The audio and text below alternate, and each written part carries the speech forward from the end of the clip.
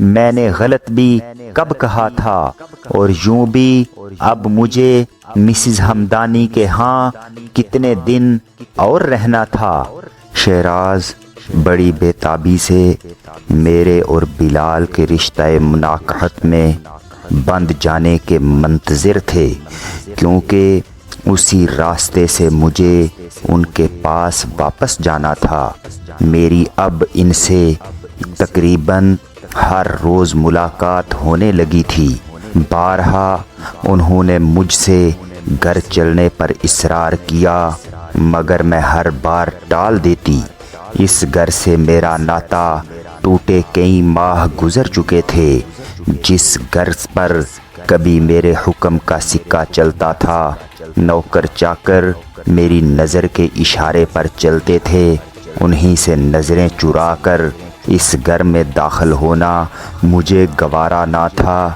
گو شہراز یہی کہتے تھے کہ نہ نوکروں کو اصل قصے کا علم ہے، اور نہ ہی انہوں نے اپنے حلقہ احباب میں مجھے دی جانے والی طلاق کا کوئی تذکرہ کیا تھا، مگر مجھے ذہنی طور پر اس گھر کے اور اپنے درمیان ایک خلیج حائل محسوس ہوتی تھی، اس بچے کی طرح جس کی اسکول سے واپسی پر اس کی ماں اس سے اسکول میں کیے جانے والے اور گھر پر کرنے کے لیے دیے جانے والے کام کی بابت استفسار کرنے بیٹھ جائے۔ شہراز بھی بلا ناغہ میرے اور بلال کی روز افزوں بے تکلفی کی جدول پر ایک نقطہ ٹکا کر پچھلے نقطے کو اگلے سے ملا دیتے۔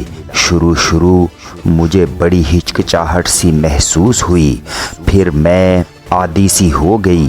ہر روز تازہ ترین صورتحال شہراز کے گوش گزار کرتے ہوئے کبھی تو مجھے شہراز پر ترس آنے لگتا، بیچارے کسی قدر صبر و تحمل سے سنا کرتے تھے، اور کبھی مجھے جھنجھلاہٹ سی ہونے لگتی، شہراز پر غصہ آنے لگتا۔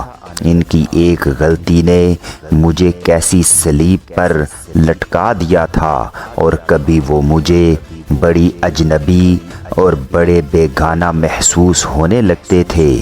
اپنا مرد بلا عورت کی زبان سے غیر مرد سے استوار ہوتے تعلقات کی کتھا کہاں سنتا ہے، اور اگر سنتا ہے تو نہ وہ اپنا ہوتا ہے، نہ باغیرت اور نہ باضمیر۔ بلال سے میرے تعلقات کا گراف جس تیزی سے اوپر گیا، اس میں میری یہ شعوری خواہش بھی پورے طور کار فرما تھی کہ میں یقینی تذبذب، کوفت اور ڈاواڈول کیفیت سے نکل کر جلد از جلد اس خلیج کے جو میرے اور شہراز کے مابین حائل تھی اس پار پہنچ جانا چاہتی تھی، جہاں شہراز میرے منتظر تھے۔ شہراز اس ضمن میں مجھ سے بھی زیادہ مضطرب تھے۔ وہ چاہتے تھے یہ گراف پوری تیزی سے اپنی انتہائی حد پر پہنچ جائے، اور اس آخری حد سے ٹکرا کر یک بیک پارا پارا ہو جائے، یا ہر عروج کو زوال کے مصداق نیچے آ گرے۔ بلال کتنا ہی شریف، مہذب اور محتاط کیوں نہ سہی، بہرحال ایک مرد ہی تھا، اور میں غرض اور اندھی محبت کی ماری ایک ایسی عورت جو پکے ہوئے پھل کی طرح کسی بھی لمحے بلال کی جھولی میں گرنے کو تیار تھی۔ مجھے یہ اعتراف کرنے میں کوئی تردد نہیں کہ میں شہراز کو دوبارہ پانے کی خاطر اپنے مقام سے بہت نیچے گر گئی تھی، اور انہی دنوں اس کھیل کھیل رہی تھی۔ تنہائی میں مجھے اس پر انتہائی کوفت ہوتی، خود اپنے سے گن آنے لگتی اور شہراز سے بھی۔ پھر ایک روز وہ موقع آ گیا جس کی میں منتظر تھی، اور شہراز بھی۔ بلال نے ہچکچاتے ہوئے مجھ سے کہا، میرے ایک پڑوسی نے کل بہت عجیب سی بات بتائی ہے۔ وہ کیا؟ بلال نے سر جھکا لیا اور ہچکچاہٹ کے ساتھ کہا، آپ کے روزانہ یہاں آنے اور کئی گھنٹے فلیٹ میں رہنے کو محلے والے کچھ معیوب نظروں سے دیکھ رہے ہیں۔ اصل میں یہاں لوئر مڈل اور مڈل کلاس کے لوگ رہتے ہیں، اس لیے یہ مسئلہ ہو اور نہ اگر میں کسی خوش پوش علاقے میں رہ رہا ہوتا تو دن میں ایک نہیں کئی عورتیں آتی میرے فلیٹ میں تو کوئی پرواہ نہ کرتا۔ گویا خوش پوش علاقوں میں رہنے والے اخلاقی اقتدار و قیود کی پرواہ نہیں کرتے۔ میرے لہجے میں اعتراض کی بو تھی۔ بات یہ نہیں بلکہ بات یہ ہے کہ خوش پوش علاقوں میں رہنے والوں کی اپنی مصروفیات اتنی ہوتی ہیں کہ وہ نہ دوسروں کی کھوج میں رہتے ہیں نہ پرواہ کرتے ہیں۔ یعنی تمہیں دوسروں کی پرواہ ہے، مجبوراً کرنا ہوگی۔ اس کا مطلب ہے میں کل سے یہاں نہ آؤں۔ وہ سوچ میں پڑ گیا، پھر ایک گہری سانس لینے کے بعد بولا، آپ کے نہ آنے سے یہ ساری ترتیب جو آپ نے اس فلیٹ کی بے ترتیبی کو بخشی ہے بکھر نہ جائے گی؟ شادی کر لو۔ میں نے مشورتاً کہا، ایک بات پوچھوں آپ سے؟ وہ محتاط لہجے میں بولا۔ میں نے پوچھا، ضرور، بشرطیہ کہ آپ برا نہ مانیں۔ کبھی میں زرد و رنج ہوا کرتی تھی بلال، مگر اب چھوٹی موٹی باتیں میرے احساس کا بال بھی بکا نہیں کرتی، بلکہ بسا اوقات رنج پہنچانے والی بعض بڑی بڑی باتوں کو بھی میں ہنستے مسکراتے پی جاتی ہوں۔ وہ چند لمحے مجھے دیکھتا رہا، پھر بولا، آپ اس طور زندگی کب تک گزاریں گی؟ کیا مطلب؟ مطلب یہ کہ آپ جوان ہیں، حسین ہیں، عورت ہیں، تنہا کب تک رہ سکیں گی؟ تنہائی تو اب مقدر بن چکی ہے بلال۔ ویسے بھی ایک مطلقہ عورت کا کیا مستقبل ہو سکتا ہے؟ مطلقہ عورت کو تو لوگ ہمیشہ شک و شبہ کی نظر سے ہی دیکھتے ہیں۔ یہ آپ کا خیال ہے، خیال نہیں، یہ حقیقت ہے، اور اسی لیے مجھے اپنی موجودہ حیثیت سے خوف آنے لگا۔ حالانکہ میں طے کر چکی تھی کہ اب کبھی کوئی مرد میری زندگی میں نہیں آئے گا، مگر تنہائی کا عفریت اور لوگوں کی معنی خیز نگاہیں مجھے ڈسنے لگتی ہیں۔ اس نے چونک کر میری طرف دیکھا اور بولا، تو گویا آپ؟ وہ پوچھتے پوچھتے رک گیا۔ ہاں بلال، میں کسی شریف اور پرخلوص شخص کی تلاش میں ہوں، میں نے مدھم سروں میں کہا۔ اس وقت تو وہ کچھ نہیں بولا، لیکن رات کا اندھیرا چھا جانے کے بعد جب وہ حسب معمول مجھے اپنی اسکوٹر پر میری عارضی پناہ گاہ تک پہنچانے آیا تو اس نے مسز ہمدانی کے گھر سے ایک مخصوص فاصلے پر مجھے چھوڑ کر واپس جانے سے قبل کہا، مناسب سمجھیں تو میرے بارے میں سوچئے گا، خلوص کی کسوٹی پر کھوٹا نہ پائیں گی آپ مجھے۔ نیم تاریکی میں نہ تو میں اس کے چہرے کے تاثرات دیکھ پائی اور نہ وہ اس فاتحانہ مسکراہٹ کو دیکھ سکا ہوگا جو میرے لبوں تک عود آئی تھی۔ پھر وہ چلا گیا۔ اگلے روز میں بلال کے فلیٹ پر نہ گئی، تاہم شیراز سے حسب معمول ملاقات ہوئی۔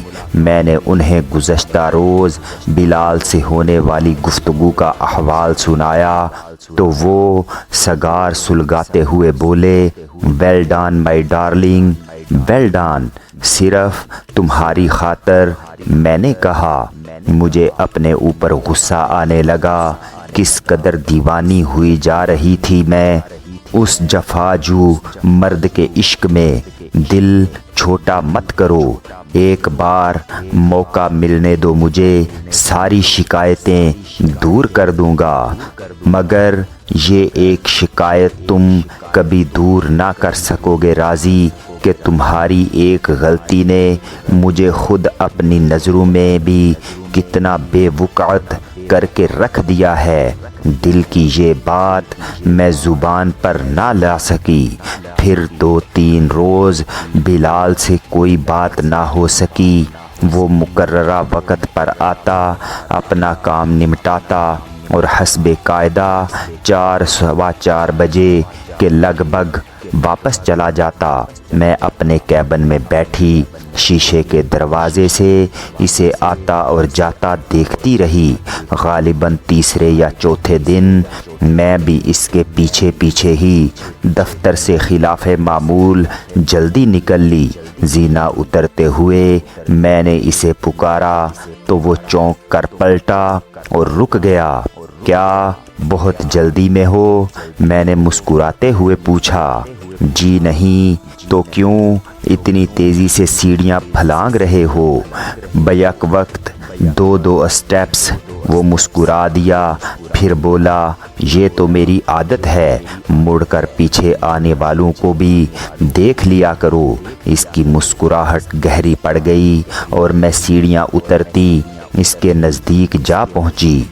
तुमसे 3-4 दिन के बाद मुलाकात हो रही है, मैंने अगली सीढ़ी पर कदम बढ़ाते हुए कहा। जी शायद।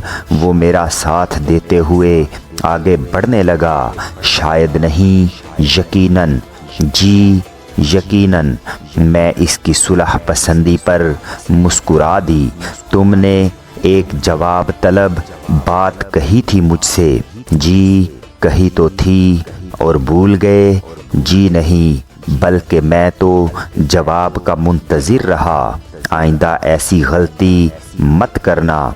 जवाब का इंतज़ार नहीं किया जाता, जवाब तलब किया जाता है। बकिया 10-12 कदम हम खामोशी से नीचे उतरे।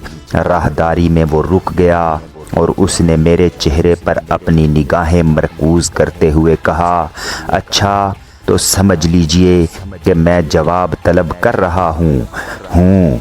मैंने मुस्कुराते हुए उसे देखा, फिर उससे निगाहें चुराते हुए कहा, मैंने तुम्हारे बारे में अच्छी तरह सोचा है बिलाल, और मैं राज़ी हूँ। इसकी आंखों में बेयकीनी हलकोरे लेने लगी।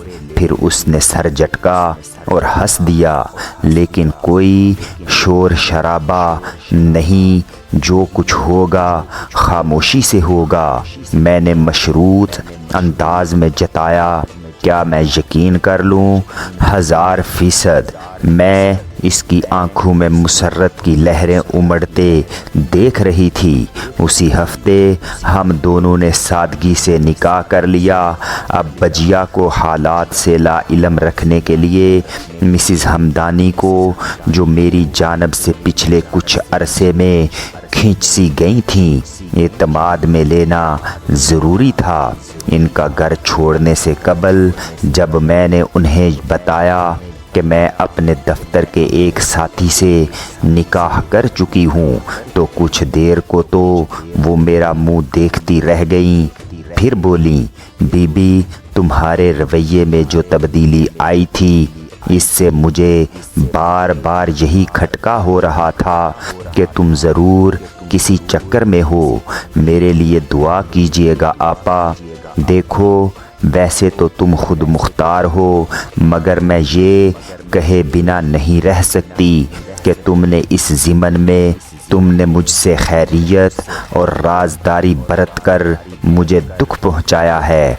आई एम सॉरी आपा। मैंने मिसिज़ हमदानी के गले में अपनी बाहें हायल करते हुए कहा, असल में सूरत हाल ही। Kindly like, subscribe and share.